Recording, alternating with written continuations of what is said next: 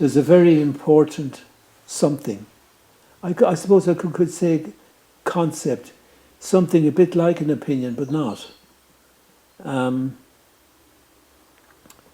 a part of our physical makeup which has a spiritual significance. And it's very popular all over the meditating world, whether you're Indian, Tibetan, Chinese, or whatever. And it's called the Aum, A-U-M. An Aum is a special organ, and nobody knows where it is. It's just like pretty much an idea for people to have. You know, like say, oh, I love. So everybody has a different opinion of love, so to speak. And it's the same with Aum. Each country that kind of accepts Aum, they're all a bit different. Tibet is not the same as India, is not the same as China, you know, is not the same as Sri Lanka, and all these people have, or Burma, they all have great sincerity in their adherence to this thing. And well, with the work I've done, I've actually discovered, I just had to ask, where is the Aum? Now, very difficult to work on something if it's just an idea.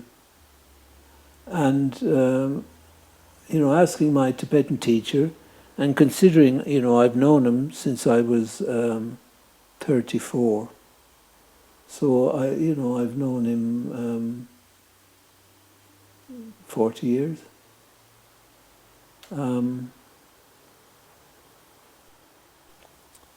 There's no reason why it's a secret. And I asked him, what's the most important group of words that you can say? And he said, Om Mani Padme Hum. Now, very famous, everybody says it. Om Mani Padme Hum. Mantra. That's right. Om Mani Padme Hum. And so what the mantra does, it sets up something that's like a vibration or music that changes the doer, changes the person who chants the meditation. Now the Tibetans, when they're becoming qualified, if you want to become a Tibetan Buddhist, you're expected to chant several of these meditations 100,000 times. You're expected to prostrate yourself 100,000 times. They end up wearing cushions on their knees and they throw themselves headlong. And everything's 100,000 times. One girl I had who was a student, she got very upset because she couldn't do it. And she had to be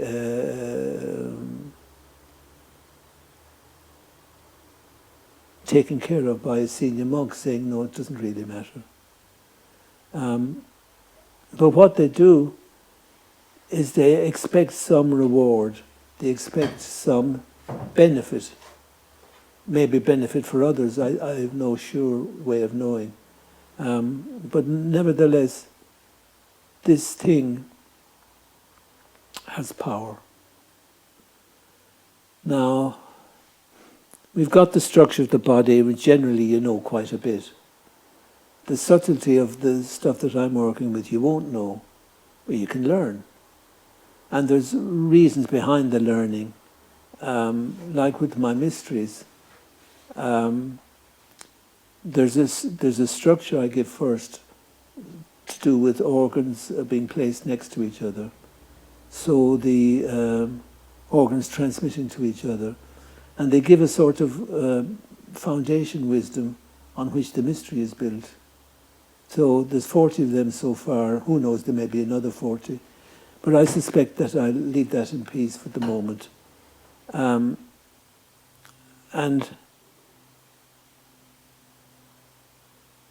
considering this is probably...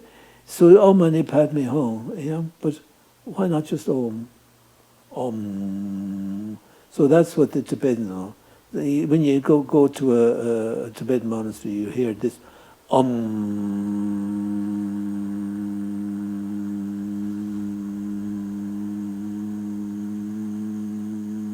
they all get into it. And so you hypnotize yourself in a sense that you get carried away on the music of this, and you wake up in the morning, it makes you feel better during the day. It's like medicine, fair enough.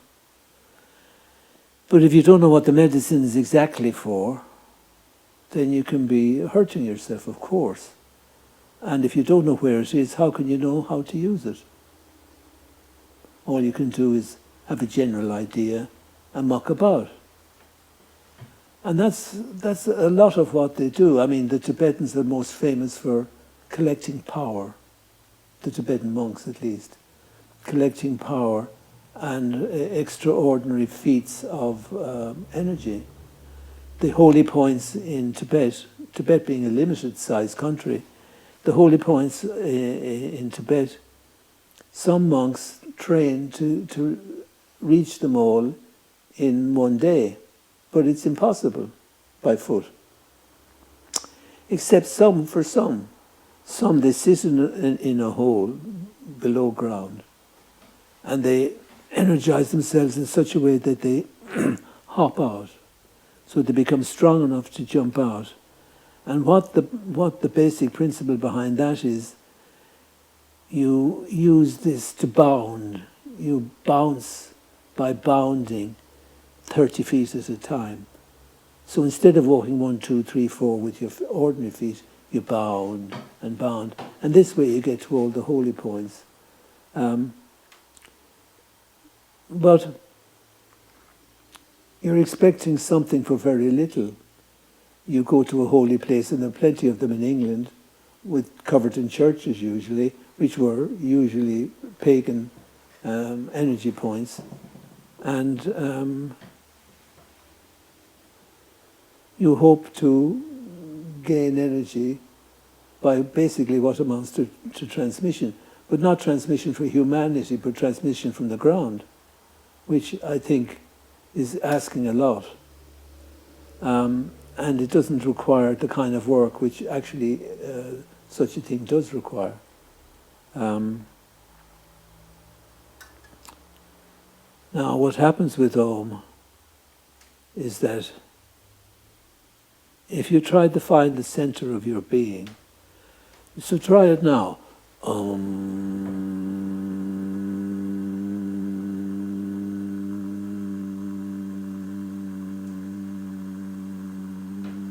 And of course you've got your various important organs. But if you actually do it in a certain way, you're going to feel where the Aum is. And what I felt is that it's like it's level with my nipples. It's on the same level. But it's like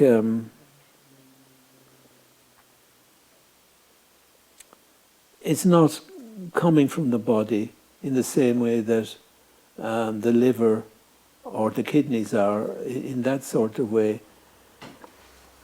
Well, it's more in the nature of the third eye, something that's between you and what is outside, or what is outside your structure. And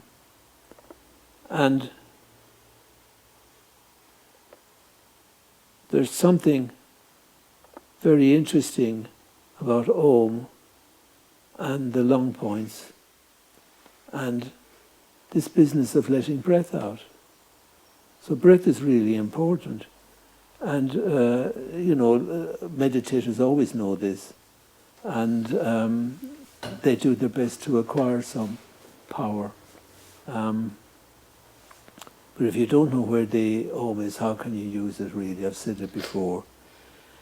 So it's about level about here. It's about, I suppose, this wide, or however that wide is. More about 9 inches maybe. And it stands slightly away from the body. Now, there's a structure down the front of the body, or a series of structures. the, let me count them myself now. Boom, boom, boom, boom.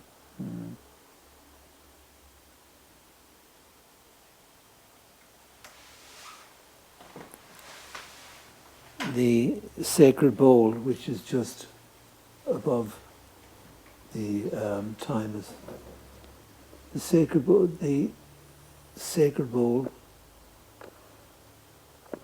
thymus, heart, crest, whiz, and Aum. Now, Aum just doesn't sit around. What the Tibetans do, as far as I could tell, is try to knock spots off it. So they try to reverberate it and infect it with their plans and their prayers and so forth.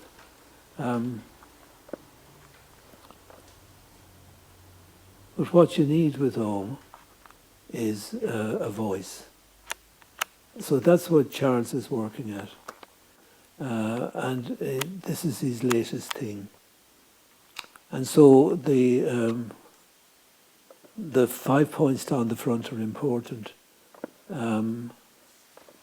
But the heart, soul, and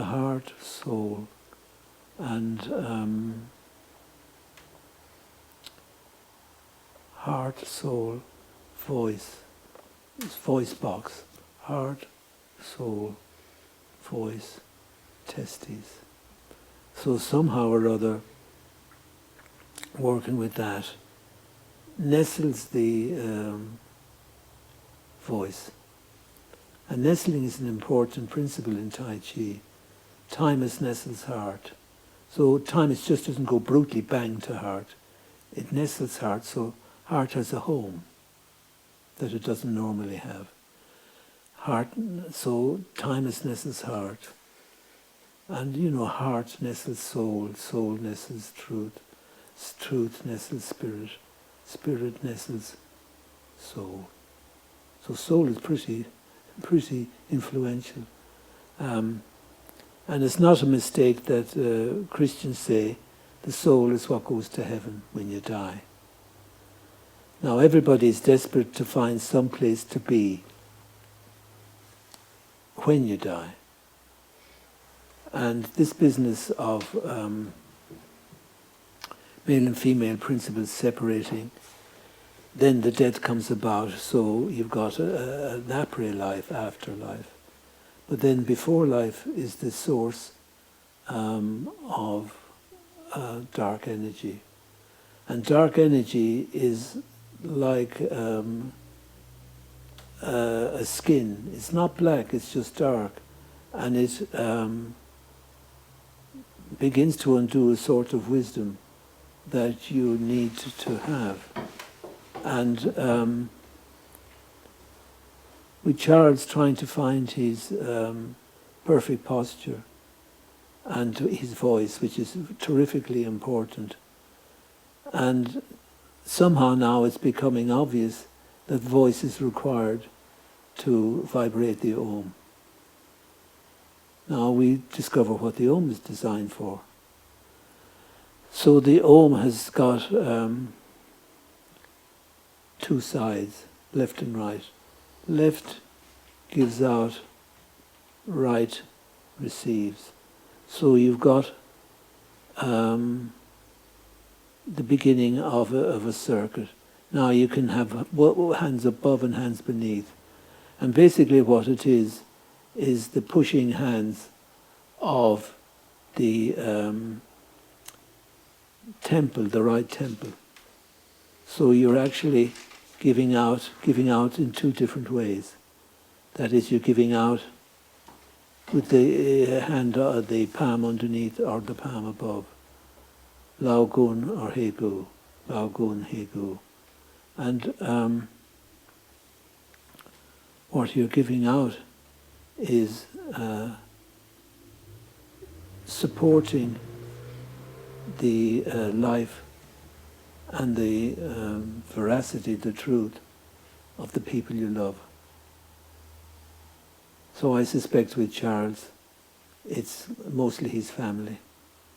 And so what he's actually doing by returning to this object he has within him, this Aum, he's returning, but it's not an empty Qigong energy exercise, no. It's connected with what he wants to be. And what he wants to be is the perfect father.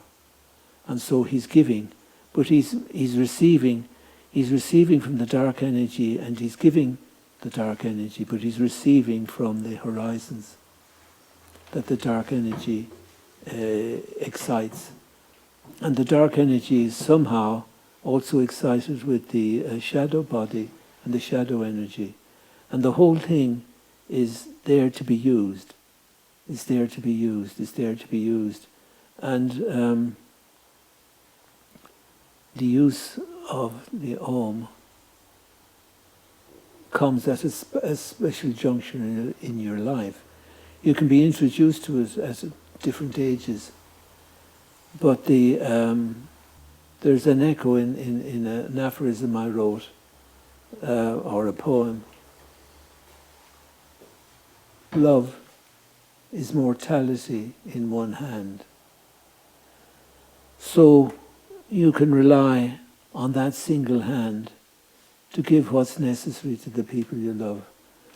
What you need really as well to go with all that is courage, because it's the soft warrior, the warrior without hard edges, the warrior like Dr. Chi. Dr. Chi eventually had enough of this Chi concentrating exercise, Tai Chi Chuan, and he became Christ. And his friends were classical Christians, the members of his church, sing hymns, give testament, and basically behave like American Protestants. And it's all very nice and very good. And what's interesting about them is when the man is giving a sermon to people of different languages, he says one thing and everybody is really pleased. He says exactly the same thing again. So somehow or other, they're not having an ordinary conversation or not an ordinary speech. They're playing with energy. And not badly, but not entirely truthfully. Because they're in no way becoming Christians. That is, no way becoming Christ. Because what they've got is a title. And, it's like becoming Dr. Kells or Dr. Bell or Dr. whatever. That title gives everybody an immediate idea that you've got something special. But actually, lacking a title gives you the softness to hear as you activate. So as you're doing this, you're not just blasting what's in front of you. Charles is not just blasting his children. What he's actually doing is softly nestling them so they have a home. And this idea of nestling is so sweet and true. Sound, but what you actually hear is the echo, because the sound itself enters what it is you're open to. And that's so precious that opening and that root really embrace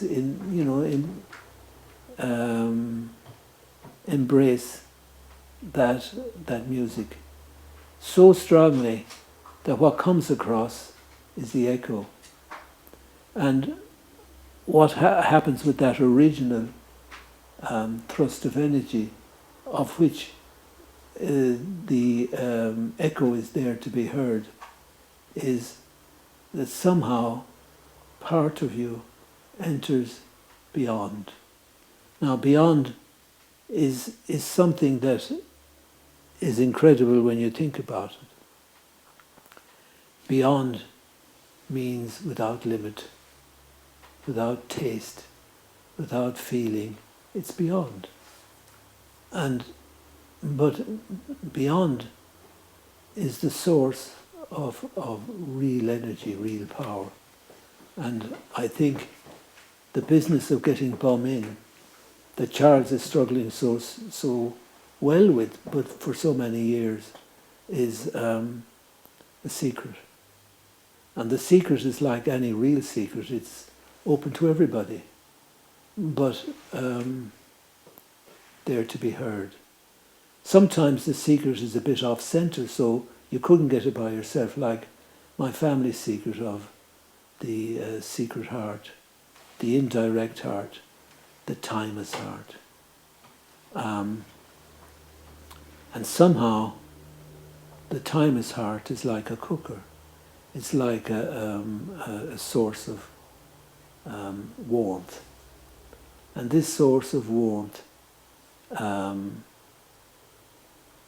nestles the Aum within the body so that it can actually leave your physical limitations and touch and merge with your beloved, whatever, man, woman, child, anything.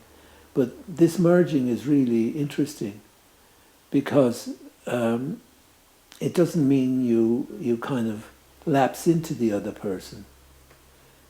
You stay distinct, but the merging is a sort of where they meet.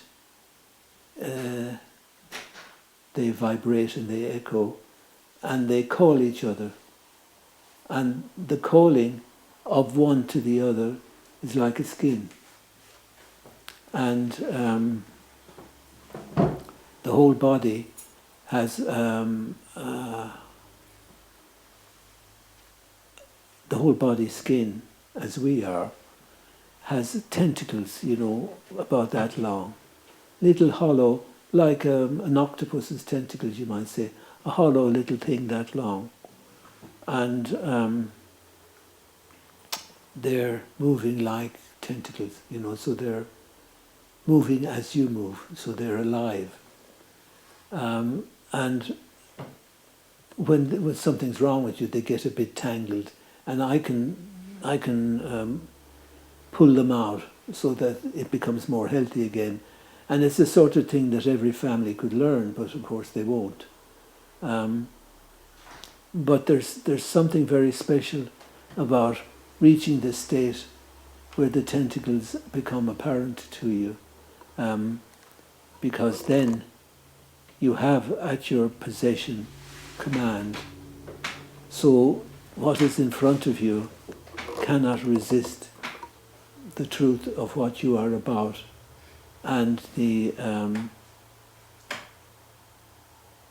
different truth, but a more developed truth, concentrating in your Aum.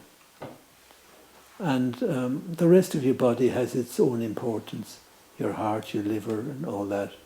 But the Aum somehow finds the echo behind the apparent sounds, and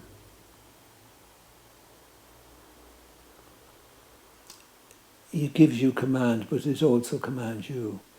So it's a bit like the destiny finding you, but somehow you have to be open and true and accept the routing that is given you.